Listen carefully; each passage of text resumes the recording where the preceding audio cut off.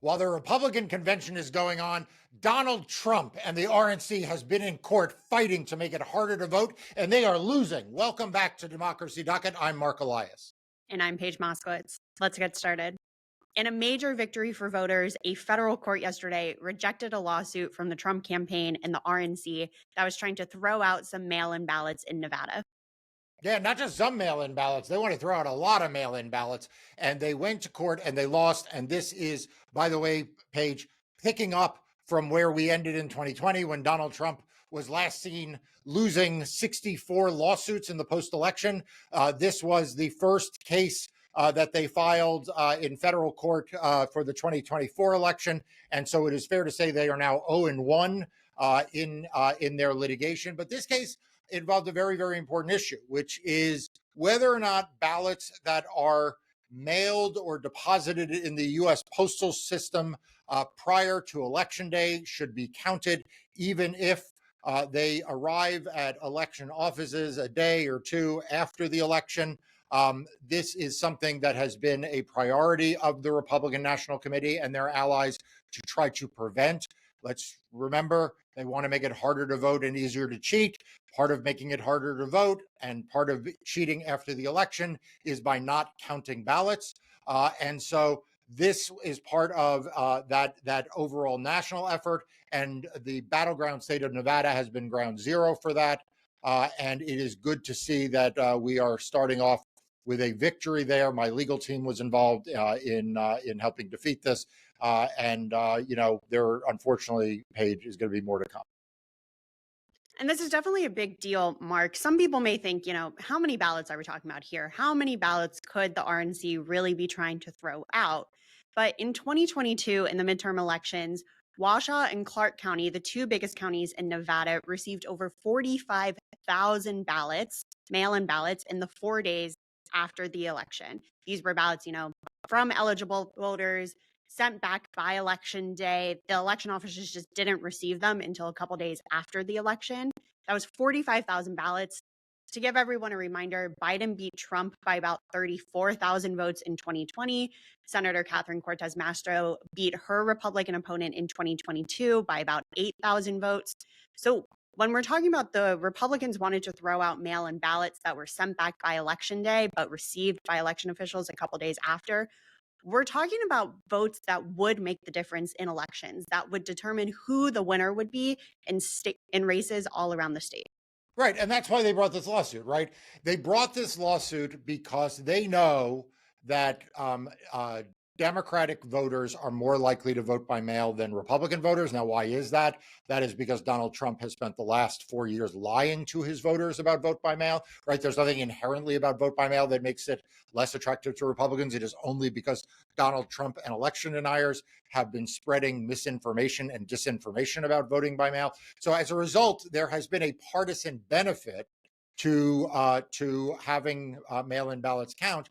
And we also know that very oftentimes you see younger voters and some minority groups tend to vote their mail-in ballots later in the process. And so they are more likely to have their ballots come in either right before the election or in the days immediately after. If you go and look, for example, at that Cortez Masto election and go look at what the margin was on election night versus the final margin, you see her lead increased during that post-election period, in part, not entirely, but in part because of this issue. So this is something that Republicans have focused a lot of energy and money and attention on. There is a reason why Donald Trump's campaign entered the fray on this issue of all of the issues he could have.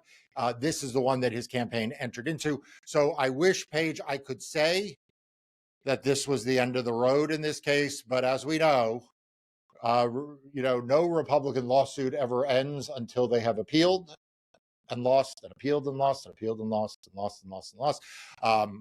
May I remind all of you that Kerry Lake is still litigating the outcome of the 2022 gubernatorial election as we sit here and record this today. So I expect that that the RNC and the Trump campaign will appeal this decision, and also that we will see them continue to litigate very, very similar cases in state court, right? They have brought essentially variants of this lawsuit in Nevada State Court. My law firm is fighting those as well. So, Paige, if you want to stay up to date on these kinds of lawsuits and not miss any update on when these lawsuits are filed, there's no better way to stay informed than to subscribe to Daily Docket, which is like a quick little read that comes out every day at 6 p.m. From the Democracy Docket team. And there is a link above or in the show notes below. The other state where Republicans were in court this week was in Michigan on Monday night, the first day of the Republican National Convention. The Trump campaign and the RNC filed a brand new lawsuit in Michigan to do, of all things, shut down voter registration sites. Yeah, no, it's actually worse than that. I mean, we've sort of come to expect that the Republican Party wants to shut down voter registration, right? We've come to expect that they will spread disinformation about voter registration. What I have to say, even I, who is a cynic when it comes to Donald Trump and the RNC, even I am surprised, is that they have sued to prevent, and wait for this, everyone, the Veterans Administration from being a voter registration site. That's right. They are suing the state of Michigan, the governor, some state officials, as well as the US VA to prevent it from being, among other government offices, a registration site. Paige, I mean, how low can the Republican Party stoop to say that veterans who go to the VA should not be able to register to vote there? It is absolutely beyond shameless. Like, if you look up in the dictionary shameless, there is a picture of this lawsuit. I bet you didn't know that. If you go to the dictionary, there's a picture of this lawsuit under the definition of shameless. Mark, and I think people may think we're exaggerating when we say things like this, but we have the lawsuit. It's on screen right now. They're literally asking the court to shut down voter registration sites at Veterans Affairs Agency and offices of the Small Business Administration. Republicans are claiming that Michigan Governor Gretchen Whitmer and the Secretary of State Jocelyn Benson illegally issued directives and entered into agreements allowing voter registration to happen at these offices. It is right there in black and white.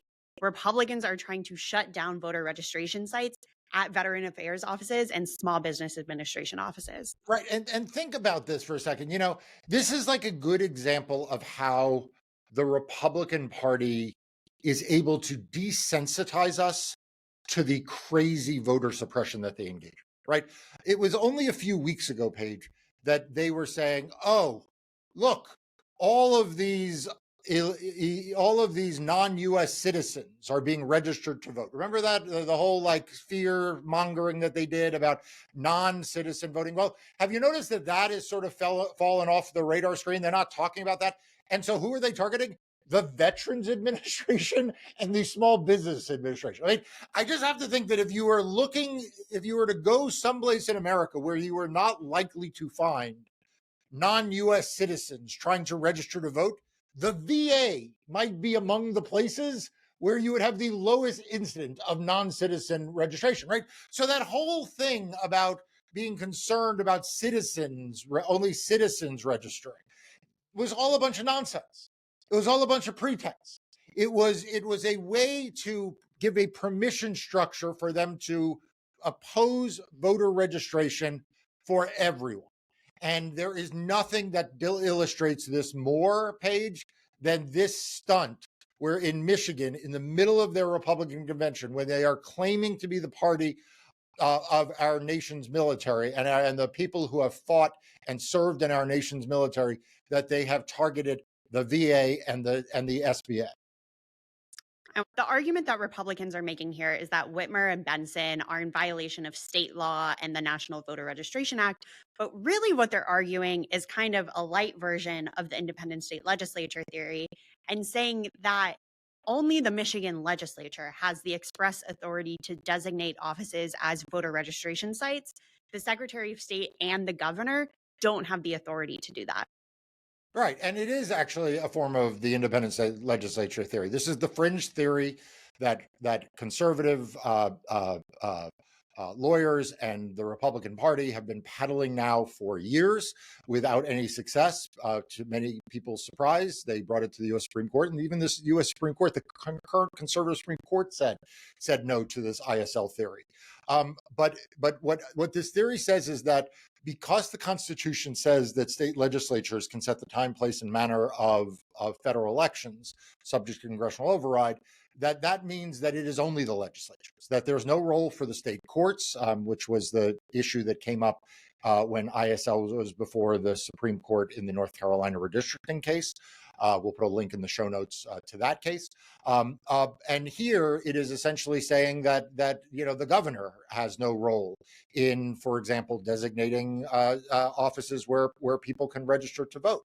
So this theory that they have been peddling, which is part of this overall effort to delegitimize the state courts, governors, secretaries of state, and create these kind of super unreviewable legislative acts. If it harkens back to people's worst nightmares from what we heard about fake electors and state legislatures in 2020, this is all part of a through line. It starts with the fake electors, it comes through, it gets laundered through these doctrines like ISL, opposing voter registration in states like Michigan, but not only Michigan. Paige, we saw a similar effort like this in Pennsylvania, targeting Governor Shapiro's efforts there. Also, we'll put a link to that case in the show notes. But this is all, and then of course it goes on to Project 2025 and some of the extreme theories that they are peddling. So yes, this is an echo of the ISL cases we've seen before, and it's very dangerous. And it is just, again, an example of how hypocritical they are. That here, the examples that they are able to use to illustrate this fringe theory is depriving veterans the ability to register at the VA and people starting small businesses at the Small Business Administration. Speaking of the hypocrisy of Republicans, I really just want to highlight the three cases we talked about really in this video, Marc, the two in Nevada about mail-in ballots, the one in Michigan. Those are the three cases that the Trump campaign has filed so far this year. The same time Donald Trump and Republicans, are promoting, swamp the vote, promote the vote, whatever. Bank the vote, and then it Bank was the vote, something the swamp the vote, and now vote. it's swamp the vote. Right. Yeah. They keep telling people don't vote. They should just say, they should just be honest. They should register don'tyouvote.com. Okay, yeah. That should be their website. Just redirect it to GOP.com. Yeah. They are making all these claims. They're telling people, go vote by mail, vote early, cast your ballots, make sure you're registered to vote. Turning around, and the only lawsuits the Trump campaign is involved in so far this year are two lawsuits in Nevada to throw out mail-in ballots. Even if they're completely eligible, they're from eligible voters who followed the instructions, sent it back on time, and through no fault of their own, it took the mail delivery service a couple extra days to return their ballots to the election offices. And now they're in Michigan trying to shut down voter registration sites at VA offices and SDA offices. Right. And they are trying to do it in the dark of night when no one is paying attention. It is no coincidence that they attacked voter registration at the VA during the middle of their convention when their vice presidential nominee was being announced. And the people who need to follow this news or want to follow this news, the best way to do it is to subscribe to to Democracy Docket's Daily Docket. As I mentioned, it is a free newsletter that on a daily basis, Monday through Friday at 6 p.m. tells you just the top voting rights news of the day. It is very short. You can read it in a minute or two. It doesn't take up a lot of your time, but it will alert you to what it is that is going on that the Republicans don't want you to know about, and that Democrats and progressives need you to know about. So be informed, subscribe now. The link is in the show notes below. And thank you for joining this edition of Democracy Docket. We will see you next time.